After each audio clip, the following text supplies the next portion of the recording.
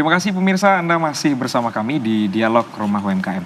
Sebelumnya kita sudah berbincang bersama dengan narasumber kita yang pertama, seorang pelaku UMKM di bidang kuliner herbal. Dan sekarang kita sudah punya narasumber lagi nih pemirsa yang akan bergabung bersama kita dan juga sharing seputar produk dan juga pengalaman usahanya. Dan langsung saja kita perkenalkan narasumber kita yang kedua, ada Ibu Mina Kurniasih selaku pelaku UMKM di bidang kriya. Oke, selamat siang Ibu. Selamat siang. Gimana kabarnya hari ini Bu? Alhamdulillah baik. Oke, alhamdulillah baik ya. Selamat datang juga di Dialog Rumah UMKM. Nanti kita juga akan mengetahui bagaimana sih sebenarnya perjalanan usaha dari Ibu Mina ya.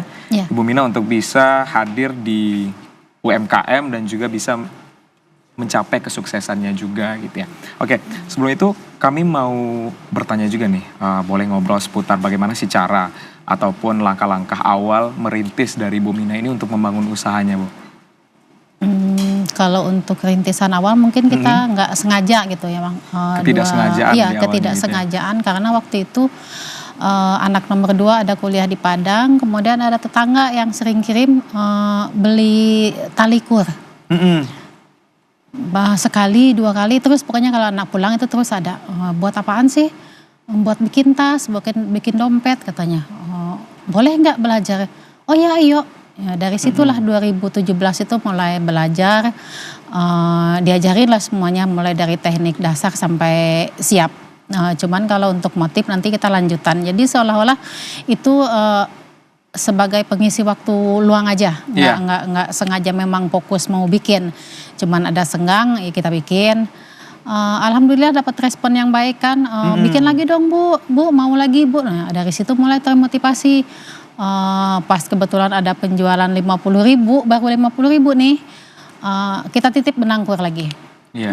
Setiap itu mulai kita bikin, kita jual lagi, ya jadi jalan kayak air aja gitu. Mengalir aja. Mengalir aja, nggak terlalu kemudian di cover sama dinas.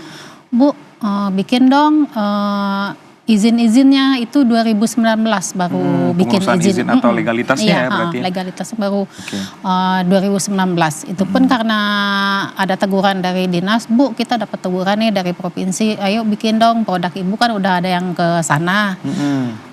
Ya udah Pak, di mana kita bikin? Mulai dari awal lagi, masalahnya kita kan awam, nggak tahu apa-apa, taunya cuma hobi bikin produk, ya udah gitu aja. Oke, tapi sebelum itu ini produk-produknya apa aja sih Bu gitu? 2017 itu tali kur, tas, kebetulan saya sekarang udah nggak produk lagi, ya lebih ke kerajinan. Lanjut ke rajutan kok lebih enak di situ kayaknya gitu. Berarti lebih nyaman ngerjain di rajutan? Lebih nyaman di rajutan. Rajutan sama sih sebenarnya, bisa dibawa kemana aja, bisa di mana aja kita bisa kerja gitu. 2003 ada telepon dari Dinas Pariwisata karena kita dalam skop dinas juga. Biasanya kalau ada tas juga beliau-beliau ini pesannya kalau untuk pameran, untuk inakrab itu ke kita dropnya. Tin katanya ini ada duit 5.000 kelebihan, 5 juta kelebihan, kita mau bikin apa katanya. Kalau pelatihan kita perlu sewa tempat, perlu honor peserta, perlu makan, perlu snack, semuanya nggak cukup. Coba pikir mau diapain duit ini. Cuman kalau buat modal kamu ya nggak bisa. Oh iya ya Bu. Kebetulan saya pengen anyaman lidi. Kenapa anyaman lidi? Untuk luas Pasaman Barat yang luas banget itu, lidinya itu cuman jadi sapu aja. Berarti lebih limbahnya itu tidak termanfaatkan gitu betul. Ya. Jadi kalau dijadiin piring gimana ini, tapi di mana saya bikin, saya tahu pelatihannya di mana saya dapat, di mana saya tahu orangnya itu yang mau ngajarin itu siapa. Jadi kebetulan karena diulurin tangan sama dinas, saya langsung tangkap, Bu, kita pelatihan lidi sawit aja gimana bikin piring. Kan bahan nggak beli nih, cuman suruh aja bawa ibu-ibu, tapi kan tetap sewa gedung, Tin. Masih tetap gini aja deh, kita latihan di alam aja. Nah itu saya bawa kebetulan nih di Jorong kita di Lubuk Landur itu ada area wisata ikan larangan sama surau seh ya udah saya bawa di situ. Saya hamparin terpal, saya cari anggota 50 orang ibu-ibu yang pengen.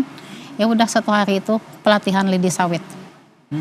Tapi dari 50 orang itu yang nangkep, yang bisa mulai dari Yang awal langsung bisa ngerjain sampai gitu ya? iya sampai akhir itu cuman 5 kalau nggak salah. Mm-mm. Bapak kebetulan ikut. Nah, Oke. ya udah saya sendiri karena padahal kita yang pengen nih. Cuman karena sibuk jadi panitia ngadain nasi, ini semuanya jadi loss, kata orang Jawa, nggak jadi saya ikut pelatihan. Oke. Nggak jadi Baik. saya taunya seminggu kemudian baru diajarin sama bapak. Jadi kebetulan bapak waktu itu salah satu yang bisa, dan sampai sekarang untuk tunggak kerajinan saya yang anyaman ini sebenarnya bapak. Ya itu. Oke, baik. Sebelum kita lihat produk-produknya, dan ini ceritanya juga sangat menarik ya untuk memberdayakan masyarakat yang ada di sekitar. Tapi kita mau lihat terlebih dulu bagaimana sih sebenarnya produk-produk ini dibuat, kemudian juga varian-varian produknya seperti apa gitu ya. Dan pemirsa, berikut kita saksikan terlebih dahulu cuplikannya untuk Anda.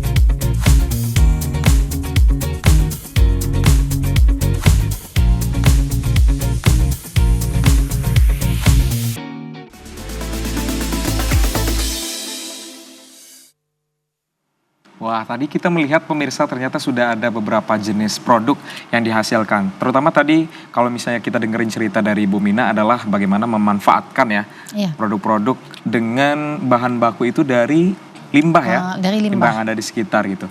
Itu tantangannya gimana sih untuk bisa membuat produk-produk ini? Apalagi ini kan kria nih. Fokus kita adalah bagaimana estetikanya atau keindahannya gitu. Bagaimana cara Ibu untuk bisa menciptakan strategi agar produk ini tetap memiliki nilai jual yang tinggi juga gitu? Untuk mencapai untuk mencapai bisa dijual itu Bang, saya perlu saya sama Bapak itu perlu 300 biji itu gagal total. 300 buah itu nggak bisa diapa-apain, nggak bisa dijual, jadi cuma saya bagi-bagiin aja. Kalau ada yang kebetulan mampir ke rumah, saya bagiin. Kok dibagi-bagiin, nggak bisa dijual karena nggak rapi, karena kita belum dapat tekniknya biar bisa dijual karyanya. Karena waktu beliau pelatihan itu, beliau hanya melatih teknik dasar, kemudian lanjutan tanpa finishing. Iya. Ya betul seperti ini. Oke. Sebentar maaf. Ini untuk finishing di sini ini hampir kurang lebih 1 tahunan Bapak baru bisa ini membuat akhir produk seperti ini. Biar lebih clean Biar gitu lebih ya, lebih mengunci bagus. sebenarnya mengunci. Jadi kalaupun dipakai nanti istilahnya kalau kata orang kita nggak ada melewat. Jadi dia tetap kokoh. tetap kokoh dia. Insya Allah lah untuk berapa ya? Kayaknya sampai habis ini untuk 3 tahunan, 5 tahunan masih bisa. Tapi untuk mencapai itu waktu itu yaitu 300 kurang lebih 300 biji yang nggak bisa dijual. Jadi kita cuma harian tuh cuma bikin tanpa harapan buat dijual, cuma bikin aja dulu, mencoba dulu. Jadi pas ketemu kuncinya jadilah seperti ini. Ternyata dari sekian percobaan ya sampai 300 produk itu gagal, bisa dibilang gagal total gitu. Kunci keberhasilannya ada di mana sih Bu, biar nanti produk ini bisa dijual dengan harga yang lebih baik juga gitu? Karena kan tadi dari 300 nih kita berusaha untuk nemuin di mana kuncinya ataupun di mana letak gagalnya gitu. Itu di mana? Kalau kuncinya mungkin semua usaha hampir sama emang di kerajinan juga kayaknya kita lebih telaten, ulet sama konsisten. Kalau kita tidak konsisten, jadi produknya nanti ada pasang surutnya. Iya, Pasang betul. surutnya kadang bikin, kadang enggak, kadang bikin, kadang enggak. Jadi orang kita yang kita yang istilahnya yang mundurin sendiri usahanya. Kalau pas orang mau produk nggak ada. Kemudian harus telaten, harus lebih gimana inovasinya sih, gimana sih biar lebih rapih, itu aja sih. Inovasi seperti apa sih sekarang yang lagi coba untuk dikembangkan gitu agar produk ini tidak hilang ditelan oleh zaman juga, Ibu? Kalau untuk sekarang sudah nyoba 2 tahunan ini, kita lebih ke jemput bola. Kalau kemarin kan kita hanya di rumah aja nih, galeri istilahnya ya sedikit pojokan lah di rumah gitu, memang khusus buat saya kerja seperti tadi kan ada di videonya. Kalau sekarang saya lebih semangat gimana sih biar produk ini dikenal. Kita coba ajuin ke seperti rumah BUMN, ke instansi untuk ke nagari-nagari buat mengadain pemberdayaan perempuan itu nyoba di Anyaman. Oke. Agar lebih dikenal juga. Agar lebih dikenal, kemudian kita juga kayaknya lebih punya partner kayaknya. Kalau pas kita punya ada pesanan banyak, kita nggak terburu-buru. Jadi cuman bisa sama, oh ibu di sini udah ada, udah rapi, udah bisa, udah kita jualin seperti itu sih sebenarnya. Kemudian ada lagi nih, lagi senang-senangnya sekarang saya lebih jemput bola ke ada senam di kantor bupati, saya jualan di situ sambil senam. Ada senam lansia di puskesmas, kebetulan udah masuk pralansia kan, udah harus rajin senam. Ya udah saya jualin di situ. Memang sih nggak banyak, cuman orang kan tahu.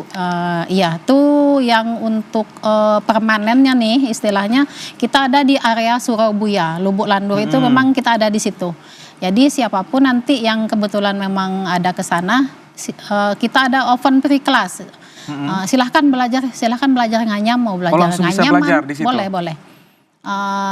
Udah jalan sih, udah yang kalau free class baru setahunan ini, kalau jualannya udah 2 tahunan. Jadi kita lebih ke ayo ini dia siapa yang mau belajar silahkan. Banyak alhamdulillah. Wow, ini kita bisa melihat strateginya tidak hanya langsung di media sosial, tapi juga dari pintu ke pintu, ke komunitas ke komunitas, bahkan tadi dengan memberikan edukasi untuk bisa melatih juga ya. Itu salah satu kunci keberhasilan juga yang sudah dijalankan saat ini oleh Bu Mina gitu. Tapi melihat bagaimana produk ini bisa berkembang ya, dan adanya juga inovasi-inovasi dari produk kompetitor yang lain, bagaimana cara Ibu untuk tetap bisa menunjukkan bahwa produk dengan bahan limbah ini bisa masih eksis juga nih di tengah-tengah konsumen? Kalau itu tidak ada kunci khusus ya Bang, cuman kita memang berusaha hadir, berusaha ada terus produknya ada. Jadi kalau pas ada orang nanyain kita, oh Bu maaf nggak ada, memang saya usahain dulu nih. Ada Bu, mau kapan dianterin? Biasanya orang tuh kan nggak langsung juga, tapi memang untuk antisipasi yang langsung ini, Bapak ini satu lusin 1 hari harus bikin. Harus bikin untuk produk Anyaman Lidi Anyaman ini? Kalau Ibu karena kita ada di area wisata untuk gantungan kunci seperti ini nih, yang mana ini? Yang ini, yang amigurumi ini namanya, yang 10 ribuan ini dari benang ya? Dari benang, iya. Yang 10 ribuan itu yang Ibu analisis sudah memang 2 tahunan ini memang yang 10 ribuan ini yang lancar kalau untuk rajutan. Yang lebih diminati oleh konsumen. Iya, mungkin karena harganya terjangkau kan. Kalau untuk rajutan memang yang kecil-kecil. Jadi istilahnya kita selalu ada, selalu ada lah pokoknya, produk tidak terputus. Itu aja sih, konsisten. Iya, balik lagi ke konsisten. Untuk sekarang timnya udah ada berapa orang nih yang aktif dalam membuat karya-karya ini?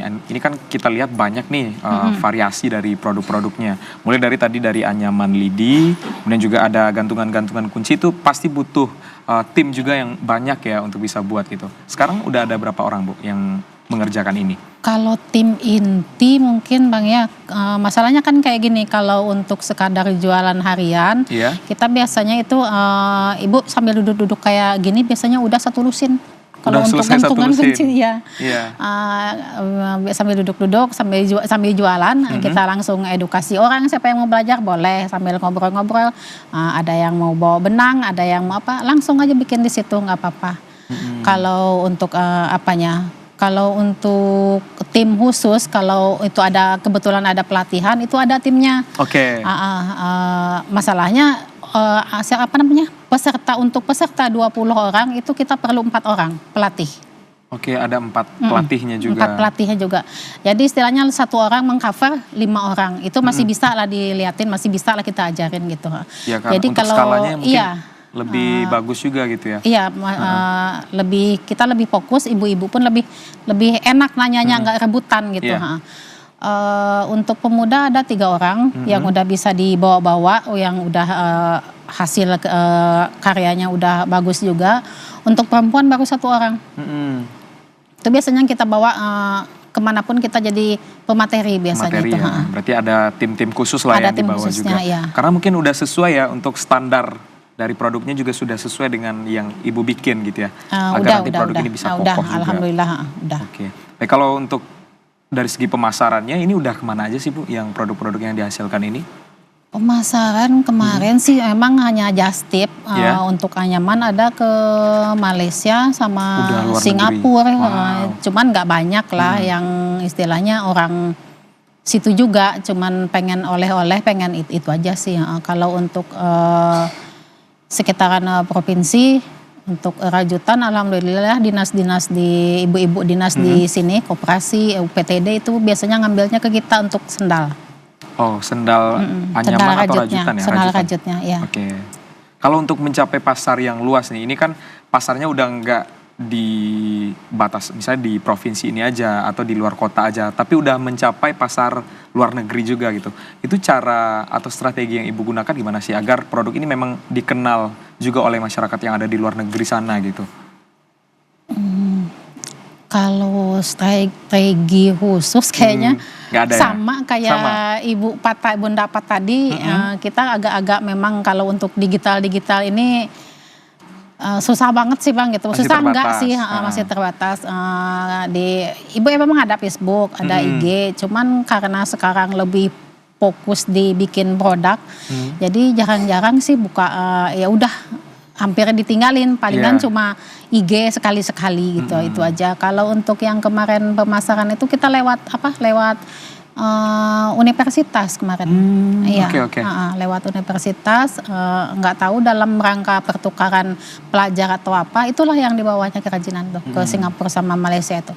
Oke, berarti ini sebenarnya tidak kalah bagus juga ya teknik marketing atau pemasaran yang seperti ini gitu ya, dengan memperkenalkan ke komunitas-komunitas langsung dan juga dengan lingkup universitas juga ternyata bisa memperkenalkan produk ini juga gitu ya Bu ya. Iya.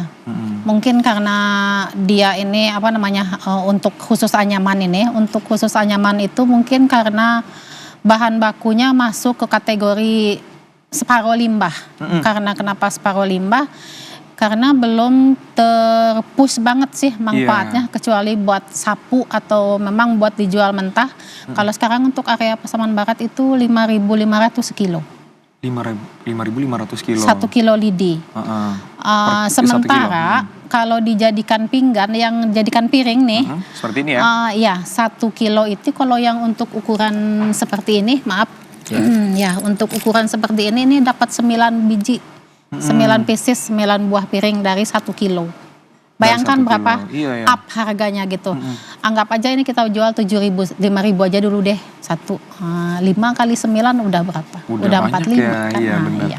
Ini berarti memang limbah ini ternyata kalau udah diolah ya, diolah dengan teknik yang tepat itu bisa meningkatkan nilai jualnya juga gitu. Wah, luar biasa sekali. Kalau untuk sekarang nih, inovasi ataupun perencanaan produk seperti apa sih yang memang sudah dirancang agar limbah-limbah yang ada di sekitar seperti limbah lidi ini bisa dimanfaatkan lagi nih dengan bentuk yang lain atau dengan inovasi produk yang lebih berbeda gitu? Kalau itu mungkin belum terpikirkan. Kenapa belum terpikirkan? Karena masih butuh masih butuh ilmu kali mau dijadiin apa-apanya kan. seperti dijadiin. Ada sih yang teman-teman yang di Jawa itu Request gitu ya? ya coba bikin kotak tisu katanya kan. Saya lihat di YouTube kok ribet banget bikinnya ya, sebiji-sebiji gitu. Iya. Oh iya Kak, pending dulu ya Kak, saya lebih fokus ke piring dulu. Gitu aja sih. Kalau inovasi buat lidi mungkin mentok sih enggak, siapa tahu nanti ada Bentuk lain gitu iya ya? bentuk lain bisa lah dipelajari gitu. Referensinya selama ini dari awal merintis usaha sampai sekarang itu dari mana aja sih Bu untuk referensinya gitu? Kalau kemarin ada iseng kalau karena kita belum bisa yang kan setiap setiap bentukannya nih beda-beda nih modelnya nih. Iya. Itu sebenarnya ketemu sendiri aja kayak salah jalan gitu ketemu. Kok jadi begini, oh Iya. jadi begini gitu aja. Ada buka-buka YouTube ada, cuman lebih ke hanya untuk ngelihat aja sih modelnya seperti apa. Mungkin gitu aja. secara singkat aja gitu ya. Oke. Nah untuk kedepannya nih harapan apa sih ataupun perencanaan seperti apa sih yang memang sudah Ibu siapkan dengan tim dengan orang-orang yang terlibat juga dengan usaha ini, apa sih yang ingin dicapai dalam beberapa waktu ke depan gitu, khususnya dalam mengembangkan kerajinan dari limbah ini dan juga kerajinan-kerajinan yang inovatif ini gitu. Kalau untuk anyaman, saya berharap lebih banyak nagari yang ngadain pelatihan pemberdayaan untuk perempuan, karena memang hasilnya sudah terasa manfaatnya hasilnya. Kemudian kerajinan anyaman ini istilahnya tanpa modal, bisa dibilang tanpa modal. Kita lidi sawit 1 kilo 5.500. Kalau nggak ada uang 5.000 kita masih bisa nyari. Untuk area Pasaman Barat. Jadi kemudian ibu-ibu juga banyak yang bukannya nggak ngapa-ngapain sih, mungkin karena sedang rehat aja. Pengennya lebih memang ditekankan pemberdayaan yang kerajinan tanpa modal yang tinggi. Oke, baik. Terakhir, pesan-pesan yang ingin disampaikan Bu Bina kepada teman-teman kita di luar sana, apa sih yang harus dilakukan agar usaha ini bisa berjalan dengan konsisten juga dan menjadi kunci keberhasilannya juga gitu? Kalau saya selama ini mungkin dukungan keluarga dulu ya, ya ada dukungan keluarga, ada dukungan full dari bapak, dari anak-anak juga yang ngebolehin saya kemana-mana gitu. Yang kedua itu mungkin tadi konsisten tadi, jangan jangan kemudian putus asa karena kita nggak tahu yang kerajinan kita hari ini, produk yang kita bikin hari ini ada yang memang laku langsung, ada yang memang butuh waktu 1 hari, 2 hari, 1 minggu, 2 minggu, atau sebulan, atau baru setahun baru laku. Jadi kalau di situ, kalau memang orientasi kita lebih ke uang, di situ kita udah kalah duluan. Ini betul. Produk kapan lakunya, sementara kita butuhnya ini gitu. Tapi kata teman-teman, insya Allah itu nanti ada waktunya, ada pasarnya, ada marketnya yang bakalan ngelakuin gitu aja. Oke, wah luar biasa sekali ya. Tadi memang sudah panjang lebar cerita kita hari ini. Ternyata kunci dari keberhasilan sebuah usaha ini adalah bagaimana kita terus untuk bisa berinovasi ya, mencoba, dan yang tidak kalah penting adalah bagaimana support system tadi, dukungan dari keluarga dan juga dari sekitar. Baik Bu Mina, terima kasih sudah bergabung hari ini, dan pemirsa tidak terasa sudah di penghujung Dialog Rumah UMKM kali ini. Tetap saksikan Dialog Rumah UMKM setiap hari Rabu pukul 14 waktu Indonesia Barat hanya di TVRI Sumatera Barat. Akhir kata, saya Syariful Islam mewakili kerabat kerja yang bertugas pamit undur diri. Terima kasih atas kebersamaan Anda. Wassalamualaikum warahmatullahi wabarakatuh. Selamat sore dan sampai jumpa.